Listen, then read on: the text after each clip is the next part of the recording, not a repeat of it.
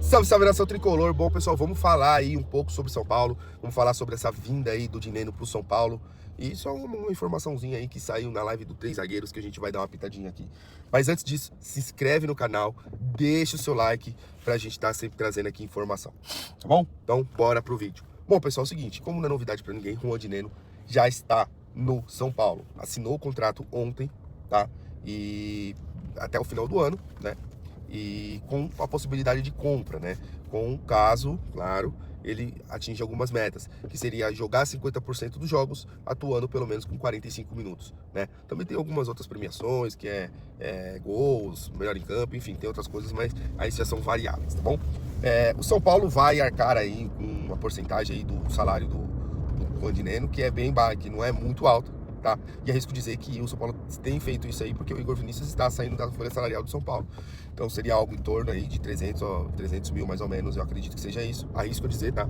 Não é informação, tá? Mas pelas movimentações que o São Paulo tem feito, né?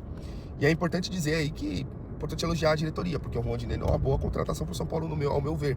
O São Paulo precisa de um atacante um pouco mais assim, um pouco mais alto, um atacante que tem o Juan Dineno tem 1,86 m, né? Então é um atacante alto, é um atacante que vai bem de cabeça pelos vídeos que eu vi até dele, acho que é um atacante muito bom aí, um atacante que tem mais de 100 gols na carreira, 60 deles foi feito no Pumas, um pouco mais de 50 gols foram feitos lá no América de Cali, né? Que ele jogou também antes de ser transferido para o Pumas. Tem 8 gols aí na temporada passada pelo Cruzeiro, em 22 jogos, enfim. Então, ele tem aí bastante gols, aí tem mais de 100 gols, muito mais que o Carlos Vinícius, né? Pelos gols que eu vi, pelas características dele, eu achei ele um atacante muito parecido com o Flaco Lopes, que é um jogador que sabe subir bem, sabe cabecear bem, sabe fazer... E também um pouco parecido com o Veguete, que sabe fazer o pivô, né? Então é um jogador que não tem só gols, tem bastante assistências também. Então ele é mais Caleri, né? Mais Caleri. Não é tão brigador quanto o Caleri, mas ele é mais Caleri do que o André Silva, né? O André Silva, a gente vê o tanto de gols que ele perde. E o Dineno não, o Dineno já tem uma presença de área muito mais forte. Ele faz aquele trabalho que o Caleri faz de sair da área para limpar a área, para trazer a marcação, abrir espaços para os pontas chegarem na área adversária, enfim. Então tem vários pontos aí que é muito importante que a gente saber que o Dineno faz, que o próprio André Silva não faz, que é um jogador um pouco mais de velocidade. E eu já tinha falado aqui que eu acho o André Silva muito mais parecido com o Luciano de segundo atacante do que propriamente com o Caleri como de primeiro atacante, né? Então acho que é isso, tá? Com relação ao Dineno, nas características dele, acho que é um jogador que vai se encaixar muito no esquema do Zubeldia, muito porque o Zubeldia gosta desse atacante um pouco mais posicional, né? Então acho que o Dineno vai muito bem nas características de jogo, né? Principalmente atuando com Luca e Ferreirão nas pontas, né? Então acho que é isso com relação às características do jogador e a contratação, né? Agora a informação que o São Paulo busca registrar ele para que ele apareça no bid já para estrear contra o Vasco, né?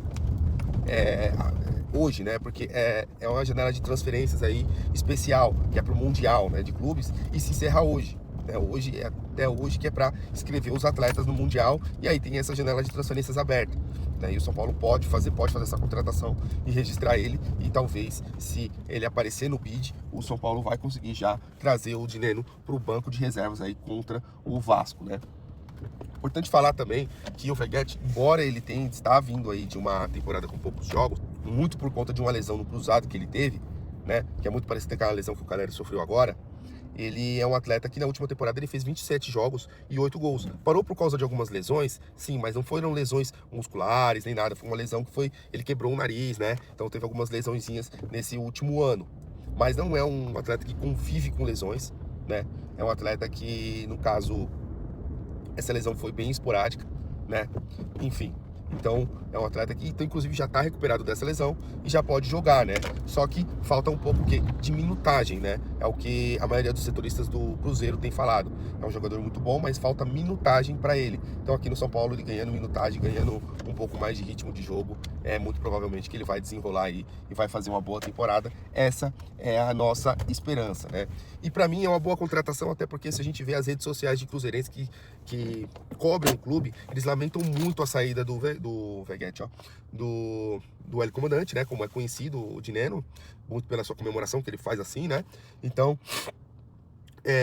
eles lamentam porque é um bom jogador, é um jogador de grupo e é um jogador que, quando tem oportunidade, não desperdiça, né? Então, a minha esperança é isso, porque o André Silva tem perdido bastante oportunidade, o Ferreirinha tem perdido bastante oportunidade também, e é importante dizer também que o jogador é um jogador que bate pênalti, não perde pênalti, né? Então, a gente tá precisando de um jogador assim, e o Dineno me parece que tem as características principais que o São Paulo está precisando, né?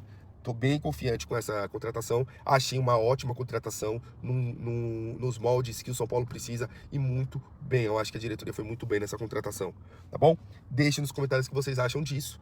Eu, particularmente, aprovo a contratação, aprovo a chegada na forma de empréstimo, com pagamento de uma porcentagem só do salário e também com metas a serem batidas para que o São Paulo possa comprar o atleta. Na minha opinião, uma ótima contratação.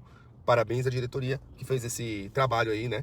O Dineno ia para o... E aí uma informaçãozinha também adicional aí, tá?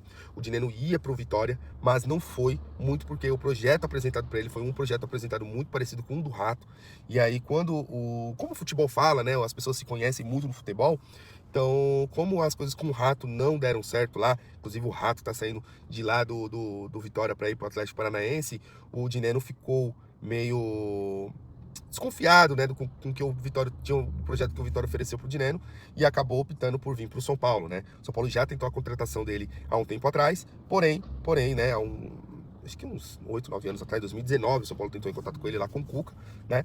E só que não conseguiu por conta dos valores, mas agora o São Paulo conseguiu contratar o Dineno, tá bom? Então é isso aí, pessoal. Tamo junto aí, tá? Qualquer novidade a gente volta aí. A informação que veio do canal Três Zagueiros, que eu tava esquecendo de falar. Essa semana é muito provável que a gente tenha alguma novidade com relação ao Alan Franco. Parece que as negociações destravaram com os empresários do atleta, tá bom? Aí, quando a gente tiver a novidade, a gente volta aqui e fala pra vocês, tá bom? Forte abraço e vamos São Paulo!